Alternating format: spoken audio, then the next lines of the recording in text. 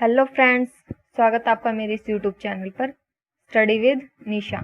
आज हम करेंगे 12th क्लास की पॉलिटिकल साइंस और पॉलिटिकल साइंस का चैप्टर है हमारा ये 5। चैप्टर का नाम है कांग्रेस प्रणाली, चुनौतियां और पुनर्स्थापना। ठीक है, कांग्रेस प्रणाली के बारे में पढ़ेंगे, उसकी चुनौतियां और पुनर्स्थापना, इस चीज के बारे में हम इस चैप्टर में जो है पढ़ने वाले हैं। और एक बात और बता दूं मैं आपको, चैप्टर 1 से लेके 4 तक कुछ इतना ज्यादा वो नहीं था। सिर्फ ये सोच लो आप कि चैप्टर 1 से लेके 4 तक सिर्फ हमने इंट्रोडक्शन ही दिया है, सबके बारे में पढ़ा है, सोचा है क्या नहीं है। लेकिन अब जो ज्यादा इम्पोर्टेंट है वो चैप्टर 5 से शुरू होने वाला है और आगे के जितने भी चैप्टर वो बहुत ज्यादा इम्पोर्टेंट है। चैप्टर 5, 6, 7, 8, 9 पूरी बुक में वैसे 9 ही है, तो इस चैप्टर 4 से जो आगे के जितने भी चैप्टर वो इम्पोर्टेंट है। ठीक है, अब ऐसा नहीं है कि आपको चैप्टर 1 से लेके 4 बिल्कुल भी नहीं देखना है, ऐसा बिल्कुल भी नहीं है। ठीक है, पहले आप वो देखिए क्योंकि उसमें है ना बहुत डीपली और बहुत अच्छे से जो है क्लियर सारी चीजें करवाई हुई है। जब तक आप चैप्टर 1 से लेके 4 नहीं देखेंगे ना, तो आपको आगे वाले चैप्टर ये सोच लो कि समझ ही नहीं आएंगे। ठीक है, तो इसलिए पहले आप चैप्टर 4 तक देखें, 1 से लेके 4 तक, और फिर ये चैप्टर 5 देखें। ठीक है, जिससे आपको सारे आगे के अच्छे से क्लियर होते चले जाएं, क्योंकि हमने स्टार्ट ही वहीं से किया था। जो भी कुछ था पॉलिटिकल साइंस का चैप्टर 1 से ही स्टार्ट किया था, तो चैप्टर 4 तक इम्पोर्टेंट है, वो चीजें याद कीजिए जिससे आपको आगे के चैप्टर जो है वो अच्छे से क्लियर हो, इसलिए। ठीक है, तो अब ये इम्पोर्टेंट है, इस वीडियो को शुरू से लेकर एंड तक देखिए। और अगर आप वीडियो को साथ के साथ जो मैं करवा रही हूँ आप इसे अपनी कॉपी में नोट डाउन कर रहे हैं ना, तो बहुत अच्छा है। ठीक है, क्यों? क्योंकि इससे आपको ही फायदा होगा।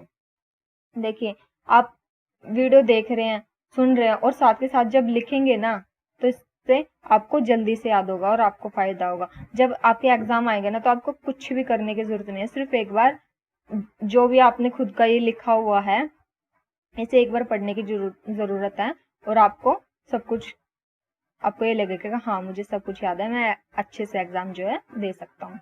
ठीक है, तो चलिए देखते हैं हम इस चैप्टर में है क्या, पढ़ना शुरू करते हैं। तो देखिए, जो सबसे पहले ही हम अगर बुक खोलेंगे एनसीईआरटी की या फिर गाइड वगैरह कुछ भी खोलेंगे, तो सबसे पहले जो हमें लाइन मिलेगी वो क्या है, देखिए 1964 की मई की बात है ये। 1964 मई में क्या हुआ भाई, नेहरू जी की जो है मृत्यु हो गई। ठीक है, कब? 1964 में। सन जो है ये याद रखिएगा, मई चल रहा था उस टाइम पे, और नेहरू जी की जो है मृत्यु हो गई। ठीक है, अब जो है सब लोग इस बात से परेशान थे कि क्या होगा आगे, क्या होगा, कि कहीं जो कांग्रेस पार्टी ये टूट ना जाए। सब इस बात को लेके सब बहुत हैरान थे, मतलब कि सब डरे हुए थे। आगे देखिए, नेहरू जी के बाद लाल बहादुर शास्त्री जी जो है वो पीएम बने। ठीक है, नेहरू जी के बाद कौन? लाल बहादुर शास्त्री जी जो है वो पीएम बने, और ये 2 साल तक अपने पद पे रहे थे। ठीक है, मैं बता दूं, आगे पढ़ेंगे हम इसके बारे में भी। देखें, 1960 के दशक को खतरनाक दशक कहा जाता है भाई, ये भी याद रखिएगा। एक एक नंबर में पूछे जाते हैं ऐसे क्वेश्चन कि सन याद रखना है। सबसे इम्पोर्टेंट बात तो यही हो जाती है हिस्ट्री और पोल साइंस में कि हमें सन याद रखने हुए होते हैं। ठीक है, देखिए 1960 के दशक को खतरनाक दशक कहा जाता है। आगे देखिए, कांग्रेस पार्टी के अध्यक्ष थे के कामराज। कौन थे? के कामराज, और ये कहाँ से थे? मद्रास से थे। कांग्रेस पार्टी के अध्यक्ष कौन थे? के कामराज, याद रखिएगा, बहुत दिग्गज नेता थे ये। आगे देखिए, शास्त्री जी 1964 से 1966 तक, मैंने बताया ना 2 साल तक ये पीएम पद पर रहे। बाद में क्या हुआ कि इनकी मृत्यु हो गई भाई। 2 साल तक ये अपने पद पे रहे और फिर बाद में जो है इनकी भी मृत्यु हो गई। अब इनकी मृत्यु कैसे हुई, क्या हुई, इस चीज के बारे में भी हम आगे पढ़ेंगे। देखिए, आगे देखते हैं। शास्त्री जी देश के पीएम बने तो उस समय क्या समस्याएं जो है उनके सामने आई, मतलब कि जब शास्त्री जी जब पीएम बने तो उस समय उनके सामने क्या समस्याएं आई थी, ये देखते हैं। तो जो सबसे पहली हो जाएगी वो हो जाएगी कि भारत और चीन युद्ध, मतलब कि जो भारत और चीन का जो युद्ध हुआ था उसका जो है नुकसान। अब ये तो है नहीं कि युद्ध शुरू हुआ 10-15 दिन लगे खत्म हो गया, ऐसा नहीं है। युद्ध समाप्त होने के बाद भी सालों लग जाते हैं, साल 2 साल 3 साल, बहुत साल ऐसे लग जाते हैं जो नुकसान वगैरह है उस चीज में, ठीक है। युद्ध वगैरह जो भी नुकसान वगैरह हुए तो नेहरू जी इसके शास्त्री जी के सामने ये समस्या आई। सेकंड, दूसरी जो समस्या क्या थी वो ये थी आर्थिक संकट, ठीक है। तीसरा क्या है कि सूखा पड़ना, हमने पढ़ा था ना कि बिहार में अकाल की स्थिति वगैरह आ गई थी, सूखा पड़ गया था ये वो, ठीक है। इसका फोर्थ पॉइंट है कि मानसून की असफलता, ठीक है। पांचवा क्या है कि पाकिस्तान से युद्ध। ये सारी समस्याएं 5 हैं जो शास्त्री जी के सामने आई थी। जो पाकिस्तान का युद्ध था वो जीता था। आगे देखते हैं। लाल बहादुर शास्त्री ने जय जवान जय किसान का नारा दिया। एक तो भाई ये नारा किसने दिया, ये नारे वाले जितने भी क्वेश्चन है ना 1-1 नंबर वाले ये जरूर आते हैं, कभी भी कोई भी क्वेश्चन पूछ लेते हैं कि ये वाला नारा किसने दिया, ये वाला किसने दिया। तो ये जय जवान जय किसान का किसने दिया था, लाल बहादुर शास्त्री जी ने दिया था, याद रखिएगा। आगे देखिए, 10 जनवरी 1966 को ताशकंद में अचानक शास्त्री जी की मृत्यु हो गई। देखिए हमने जो है चैप्टर 4 पढ़ा था, ठीक है।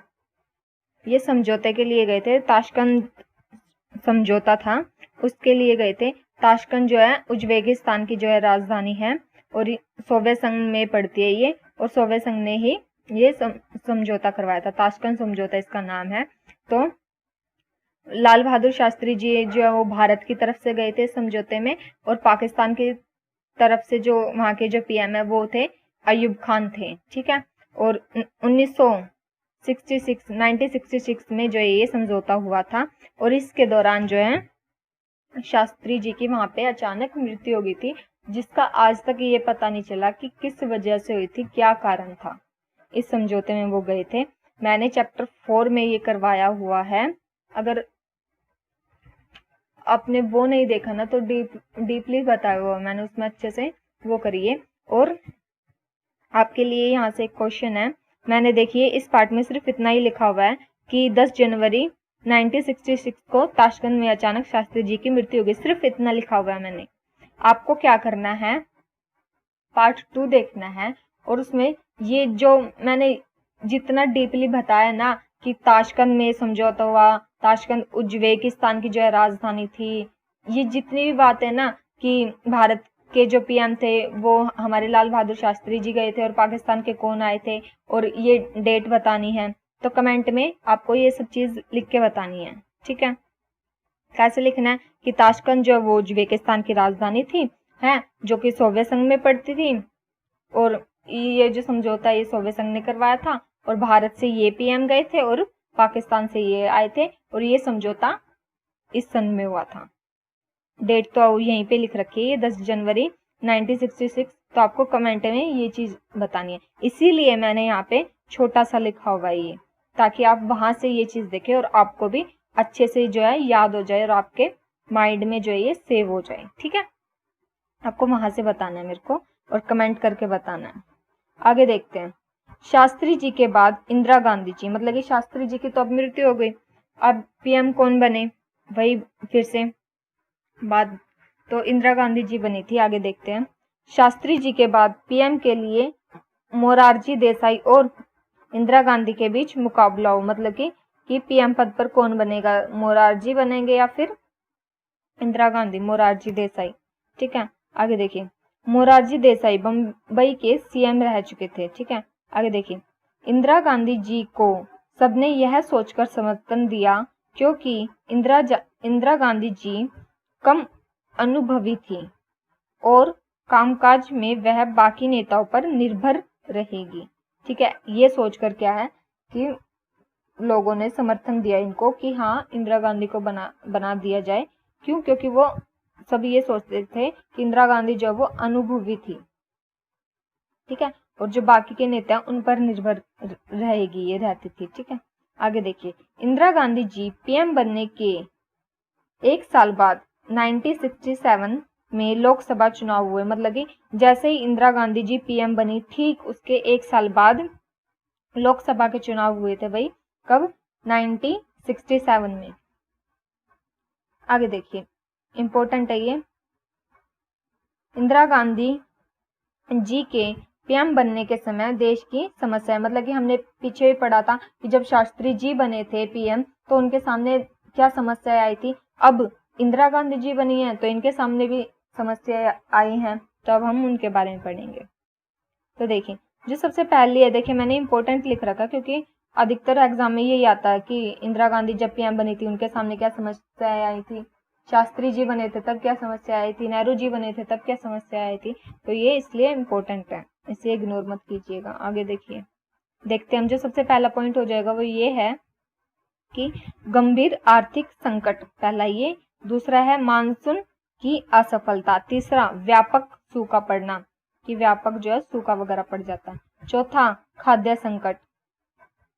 पांचवा है औद्योगिक उत्पादन निर्यात गिर रहा था। ठीक है, औद्योगिक उत्पाद है जो वो गिर रहा था। आगे देखिए, छठा है सैन्य मन से पैसा लगाना पड़ा। जो सैन्य मन है उस पे पैसा लगाना पड़ा। क्यों? युद्ध वगैरह, लड़ाई वगैरह हुई थी तो उसमें हारे वगैरह गए थे। जो सैन्य है उस पे ज्यादा पैसा वगैरह जो है लगाना पड़ा था। आगे देखिए, इंदिरा गांधी ने अमेरिका को दबाव में आकर रुपए अवमूल्यन किए। मतलब कि क्या है कि इंदिरा गांधी जी ने अमेरिका के, वैसे तो ये अमेरिका है, उस टाइम पे अमेरिका बोला जाता था, अब अमेरिका बोला जाता है। तो देखिए, इंदिरा गांधी जी ने अमेरिका के दबाव में आकर रुपयों का अवमूल्यन किया। कैसे? अब ये देखिए, जैसे डॉलर है ना, देखिए मैं पूरी लाइन पढ़ के बताती हूँ। 1 रुपए 5 से बढ़कर 7 रुपए हो गई थी। मतलब कि वो अवमूल्यन कर दिया था डॉलर में, अमेरिका के दबाव में आके इंदिरा गांधी ने, कि 1 रुपए 5 से बढ़कर 7 हो जाएगा, ऐसा। आगे देखिए, लास्ट टॉपिक है ये इस पार्ट का, फिर पूरा नहीं, लास्ट नहीं है, एक और इसके बाद। चलो देखते हैं हम ये गैर कांग्रेसवाद, मतलब कि गैर कांग्रेस क्या होता है, कि गैर कांग्रेसवाद क्या होता है। इस टॉपिक को थोड़ा ध्यान से सुनिएगा। देखिए, कांग्रेस की विरोध पार्टियों ने महसूस किया कि उनके वोट बट जाने के कारण ही कांग्रेस सत्ताहीन है। मतलब कि जो कांग्रेस की जो विरोधी पार्टी थी ना, जो कांग्रेस से विरोध करती थी, उन पार्टियों ने ऐसा महसूस किया कि जो कांग्रेस की जो वोट बट जाने के कारण ही जो कांग्रेस पार्टी वो सत्ताहीन है। आगे देखिए, जो दल अपने कार्यक्रम अथवा विचारधारा के धरातल पर एक दूसरे से एकदम अलग थे, वे सभी दल एकजुट हुए। मतलब कि जो पार्टियां विचारधाराओं से, मतलब कि एक दूसरे की जो विचारधारा थी, जो उनका काम वगैरह के तरीके थे, जो वो अलग थे उनकी विचारधारा। जैसे पार्टी है, 4 पार्टियां मान लो, उनकी सोचने समझने की, काम वगैरह करने की का तरीका जो है वो सब कुछ अलग है। तो इन्होंने क्या किया, ये एकजुट हो गई, इन्होंने एक ग्रुप बनाया। देखिए आगे आगे पढ़िए, क्या हुआ कि एकजुट हुए और इन्होंने कुछ राज्यों में एक कांग्रेस विरोधी मोर्चा बनाया। ठीक है, कांग्रेस को मात देने का। ठीक है, देखिए इन्होंने मोर्चा बनाया तथा अन्य राज्यों में सीटों के मामले में चुनावी तालमेल किया। सीटों के मामले में इन्होंने तालमेल, आपसी राय वगैरह जो है वो चीज की। आगे देखिए, इन दलों को लगा कि इंदिरा गांधी की अनुभवहीनता और कांग्रेस की अंदरूनी उठापटक से उन्हें कांग्रेस को सत्ता से हटाने का एक अवसर हाथ लगा। आगे देखिए, राम मनोहर लोहिया, ये जो नाम है याद रखिए, राम मनोहर लोहिया ने क्या किया, भाई क्या बताया, देखिए ध्यान से सुनिए। राम मनोहर लोहिया ने इस रणनीति को गैर कांग्रेसवाद का नाम दिया। जो ये रणनीति थी, इसको, यही जो हमने सेम ऊपर पढ़ा टॉपिक पे सबसे ऊपर लिखा हुआ था, गैर कांग्रेसवाद का नाम दिया। इन्होंने सभी विपक्षी दलों को साथ आने को कहा। उन्होंने कहा कि कांग्रेस का शासन लोकतांत्रिक है। जो कांग्रेस का शासन है ना वो लोकतांत्रिक है और गरीबी के हित के खिलाफ है। जो गरीब लोग हैं ना उसके हित के खिलाफ है, इसीलिए विपक्ष दलों को साथ आना पड़ेगा, इन्होंने ऐसा कहा। ठीक है, ये टॉपिक जो है पूरा होता है। आगे देखिए लास्ट टॉपिक है अब ये IM लिखा हुआ है इस पे। देखिए 1967 का चुनाव हुआ तो उस समय जो उसका परिणाम था वो क्या था, इस चीज के बारे में पढ़ेंगे हम। देखिए पहली बार कांग्रेस को इतने कम वोट मिले। हमने अभी इसीलिए मैं बोल रही हूँ कि पीछे वाले चैप्टर जो देखना वो इम्पोर्टेंट है, क्योंकि मैंने वहां पे बहुत जो है डीपली सब कुछ बताया हुआ है, और जब तक आप वो नहीं देखेंगे ना तो आपको आगे वाले कुछ भी समझ में नहीं आने वाले। ठीक है, तो जो पिछले 3 जो चुनाव हुए थे वो बहुत अच्छे थे, बहुत ज्यादा वोट मिली थी कांग्रेस को। ठीक है, तो यहाँ पे इस टॉपिक में हम ये पढ़ रहे हैं कि 1967 का जब चुनाव हुआ था तो पहली बार ऐसा हुआ था कि कांग्रेस को बहुत ज्यादा कम वोट मिली थी। ठीक है, आगे देखिए कांग्रेस 7+2 9 हो जाता है। अभी आप सोच रहे होंगे मैंने डायरेक्ट 9 क्यों नहीं लिखा, रुकिए मैं बताती हूँ, पहले पूरी लाइन पढ़ते हैं। कांग्रेस 7+2 राज्यों में सरकार नहीं बना पाई, मतलब कि कांग्रेस जो है 9 राज्यों में सरकार नहीं बना पाई। देखिए कैसे, एक तो जो 7 राज्य हो गए उनमें जो है कांग्रेस अपनी सरकार नहीं बना पाई। क्यों? क्योंकि वोट वगैरह कम मिली थी उन्हें इस बात के लिए। और जो 2 राज्य अलग से रह गए उनमें इसलिए नहीं बना पाई क्योंकि दल बदल के वो थी, दल बदल के कारण। अब ये दल बदल क्या होती है ये भी हम पढ़ेंगे, आगे पढ़ेंगे, ये भी करवाऊंगी मैं टॉपिक, देखिए। ठीक है, तो इसलिए 7+2 9 राज्यों में जो है कांग्रेस अपनी सरकार नहीं बना पाई। आगे देखिए किसी तरह से केंद्र में कांग्रेस की सरकार बनी पर उसे वोट बहुत कम मिले। ठीक है, किसी तरह बनी केंद्र सरकार में पर जो है वोट कम मिले। आगे देखिए इसीलिए इसे राजनीतिक भूकंप की संज्ञा दी गई। ठीक है, आगे देखिए कांग्रेस के दिग्गज नेता जो चुनाव हार गए, दिग्गज मतलब बहुत, ये सोच लो आप, शक्तिशाली नेता। दिग्गज मतलब कि बहुत, कभी ना हारने वाले, ऐसा कुछ। ठीक है, तो ये नेता भी हार गए। और अब ये दिग्गज नेता को ना हम इस बारे में पढ़ेंगे। ठीक है, पहला देखिए तमिलनाडु से है ये के कामराज, एक तो ये भी जो है चुनाव हार गए। दूसरा महाराष्ट्र से है SK पाटिल। तीसरा है पश्चिम बंगाल, इससे थे अतुल घोष। चौथा है बिहार से थे KV साहया। जो ये 4 नेता मैंने अभी पढ़े हैं ना, तमिलनाडु, महाराष्ट्र और पश्चिम बंगाल, बिहार से, ठीक है, ये बहुत दिग्गज नेता थे और ये भी चुनाव हार गए थे। एग्जाम में ऐसा पूछा जाता है कि कांग्रेस के कौन से दिग्गज नेता थे जो चुनाव हार गए थे, तो हमें ऐसा लिखना है, ये 4 नेताओं के नाम लिखने की, हमें साथ ही ये भी लिखना कि तमिलनाडु से ये थे, महाराष्ट्र से ये थे, ऐसा। ठीक है, आगे देखिए किन राज्यों में कांग्रेस सरकार नहीं बना पाई, मतलब कि अब हम ये पढ़ेंगे कि कौन कौन से वो राज्य थे जिसमें कांग्रेस पार्टी है जो वो अपनी सरकार नहीं बना पाई। अब हम वो राज्य पढ़ेंगे। देखिए पंजाब, हरियाणा, UP, MP, बिहार, वेस्ट बंगाल, ओडिशा, मद्रास और केरल, ये राज्य हैं यहाँ पे जो है वो कांग्रेस अपनी सरकार नहीं बना पाई। आगे देखिए तमिलनाडु में पहली बार एक क्षेत्रीय पार्टी को बहुमत मिला, मतलब कि तमिलनाडु में ऐसा हुआ था कि पहली बार एक क्षेत्रीय, मतलब कि क्षेत्रीय लोकल सी पार्टी को बहुमत मिला था। ठीक है, कौन सी पार्टी थी वो? DMK, इसने सरकार बनाई थी। DMK का मतलब हो जाएगा द्रविड़ मुनियंतर और कश्मक, इसकी फुलफिकेशन हो जाएगी द्रविड़ मुनियंतर कश्मक। ठीक है, DMK इंपॉर्टेंट है ये।